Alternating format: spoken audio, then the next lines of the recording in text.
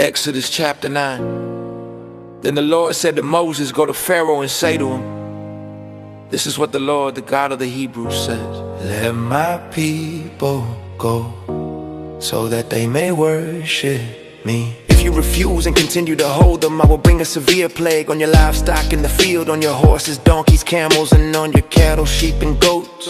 But the Lord will make a distinction between the livestock of Israel and that of Egypt, so that no animal belonging to the Israelites will die." The Lord set a time and said, "Tomorrow the Lord will do this in the land." The next day the Lord did it. All the livestock of the Egyptians died, but not one animal belonging to the Israelites died. Pharaoh investigated and found that not even one of the animals of the Israelites had died. Yet his heart was unyielding, and he would not let the people go. Then the Lord said to Moses and Aaron, "Take handfuls of soot from a furnace and have Moses toss it into the air. In the presence of Pharaoh it will become fine dust over the whole land of Egypt, and cause festering boils to break out on people and animals throughout the land." So they took soot from a furnace and stood before Pharaoh. Moses tossed it into the air, and festering boils broke out on people and animals. The magicians could not stand before Moses because of the boils. They were on the magicians and on all the Egyptians. But the Lord hardened Pharaoh's heart, and he would not listen to Moses and Aaron, just as the Lord had said to Moses. Then the Lord said to Moses, "Get up early in the morning, confront Pharaoh and say to him, this is what the Lord, the God of the Hebrews, says. Let my people go, so that they may worship. All this time I will send a full force of my plagues against you and against your officials and your people, so you may know that there is no one like me in all the earth. For by now I could have stretched out my hand and struck you and your people with a plague that would have wiped you off the earth.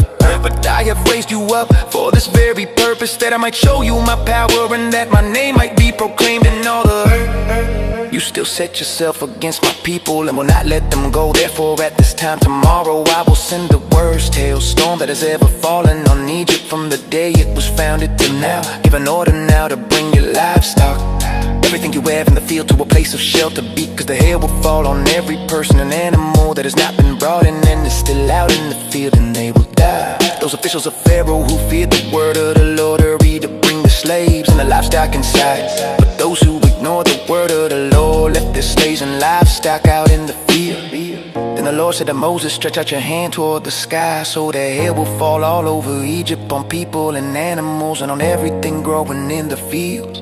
When Moses stretched out his staff to the sky, the Lord sent thunder and hail, and lightning flashed down to the ground. So the Lord rained hail on Egypt. Hail fell and lightning flashed back and forth. It was the worst storm in all the land of Egypt since it had become a nation throughout Egypt. Hail struck everything in the fields, people, animals, and plants. It beat down everything growing in the fields and stripped every tree. The only place it did not hail was the land of Goshen, where the Israelites were. Then Pharaoh summoned Moses and Aaron. "This time I have sinned," he said, "the Lord is in the right, and I and my people are in the wrong. Pray to the Lord, for we have had enough thunder and hail. I will let you go, you don't have to stay any longer." Moses replied, "When I have gone out of the city, I will spread out my hands and pray to the Lord. The thunder will stop and there will be no more hail, so you may know that the earth is the Lord's. But I know that you and your officials still do not fear the Lord God." The flax and barley were destroyed, since the barley had ended and the flax was in bloom. The wheat and spelt, however, were not destroyed, because they ripened later. Then Moses left Pharaoh and went out of the city. He spread out his hands toward the Lord. The thunder and hail stopped, and the rain no longer poured down on the land. But when Pharaoh saw that the rain and hail and thunder had stopped, he sinned again.